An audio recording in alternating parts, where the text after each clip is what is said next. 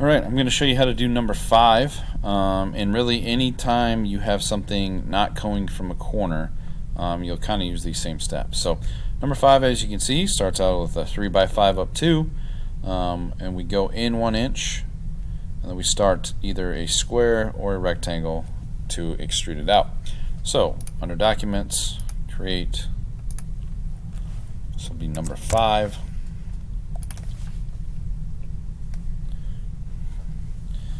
Again, I like hiding these those planes. Sketch from the top, from the middle. Remember, it is a 3 by 5, and then we're going to extrude it, click it, and then it goes up 2. Now we have our starting block. Now I'm going to sketch from that point of view.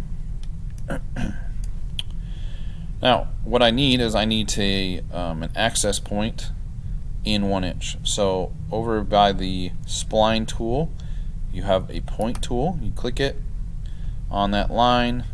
I'm just going to place it. Okay, if you notice it's right there. Then you're going to click the dimension. You're going to click the point to the side, bring it over and click. And now we're going to move that 1 inch away. So 1, enter.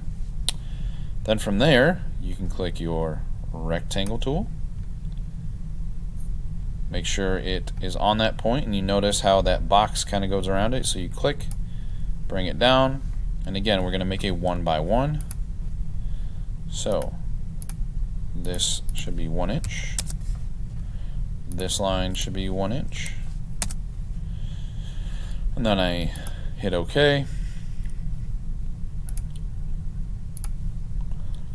Extrude, click what I want, extruded, and then remember it's going that way, so we need to go remove, and then again you can either go 5,